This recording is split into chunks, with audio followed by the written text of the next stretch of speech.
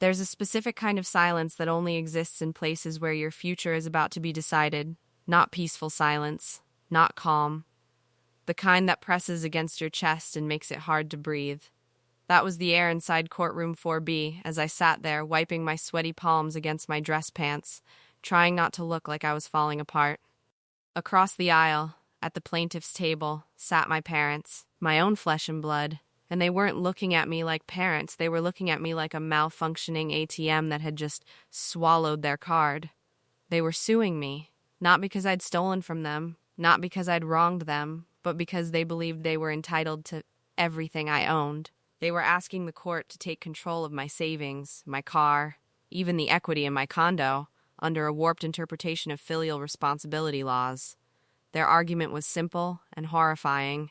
They raised me, therefore they owned me. And everything I'd built belonged to them. As I sat there waiting for the judge to enter, I felt myself shrinking. I felt like that scared kid again, the one who could never quite earn approval. And for a moment, a dangerous thought crept in. Am I the villain for wanting to keep what I earned? Before I tell you how this nightmare ended, you need to understand something. This wasn't about money. This was the final battle in a war that started when I was 5 years old. Growing up, I wasn't a child in my parents' eyes. I was an investment, a long-term financial plan that hadn't paid out yet.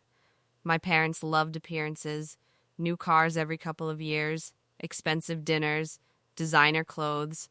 But when it came to actual responsibility, especially toward me, they were ruthless. If I left a light on for 2 minutes, I'd get screamed at for wasting electricity. If my shoes wore out, it became a family crisis that I was blamed for. When I was 10, I wanted to join my school's soccer team. The registration fee was $50. My dad sat me down with a calculator and a ledger and spent an hour explaining interest rates and bills, ending by telling me my selfishness would bankrupt the family. I never joined the team. That was my childhood in a nutshell. I wasn't loved. I was tolerated, at a cost. By 16, I understood one thing clearly.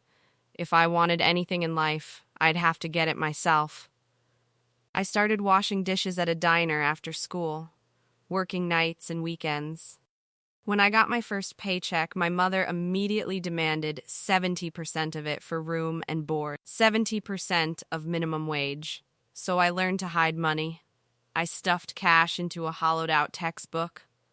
I opened a secret savings account with no paper statements. I became obsessed with independence because I saw what dependence turned people into. When college came, they didn't help. Not $1. You're 18. Figure it out, my father said, while flipping channels on a massive TV that cost more than a semester of tuition. So I did figure it out. Loans, 2 jobs, ramen noodles, no parties, no breaks, just survival. And when I graduated, they showed up for photos, posted online about how proud they were of raising such a successful son. I bit my tongue. After graduation, I worked like my life depended on it, because in a way it did. I landed a job at a tech firm right before it exploded. I worked 80-hour weeks, paid off my loans, bought a reliable car, and finally, the thing that mattered most to me, I bought a condo. Not huge, not flashy, but it was mine. That's when they came back.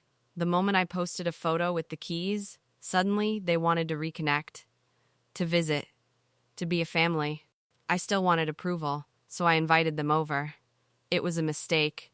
They criticized everything. The paint, the furniture, the view. And then, halfway through dinner, my father leaned back and said, "Well, you've done well for yourself, considering where you started." My mother added, "Amazing what you can achieve with a solid foundation from loving parents." Then came the ask. They didn't want a loan. They wanted a lifestyle. They wanted me to pay off their mortgage, buy them a new car, and give them a monthly allowance larger than my own mortgage payment. "Because we raised you," my mother said. "You owe us." I said no. They screamed, threatened, called me ungrateful, promised consequences. 6 weeks later, I was served papers. Back in courtroom 4B, their lawyer painted them as saints and me as an abusive son. He spoke about sacrifice, neglect, obligation. My mother dabbed at dry eyes like she deserved an award. Then discovery began. They demanded a full inventory of everything I owned, convinced it would prove how much they deserved. The court-appointed officer began reading. Condo, purchased solely by defendant. Car, financed solely by defendant. Accounts, funded solely by defendant's employment. The smugness drained from my parents' faces. Then came the smaller items. A worn pair of childhood soccer cleats, purchased by me at age 10 with yard work money after my parents refused to pay the fee. College tuition, paid entirely through loans in my name. Diner wage records, showing 70% of my earnings withdrawn immediately and handed to my parents. The courtroom changed. This wasn't tension anymore. It was exposure. The final item was a framed graduation photo, purchased by me, printed by me, with a note that my parents had asked me for gas money that day. The judge removed her glasses and stared at them. She dismissed the case with prejudice, ordered them to pay all my legal fees, and called their actions a grotesque display of entitlement. Walking out of that courthouse, I didn't feel victorious. I felt free. I haven't spoken to them since. I sold the condo and moved away. I'm rebuilding, this time without guilt. Here's what I learned. Sometimes the people who are supposed to protect you are the ones holding the knife.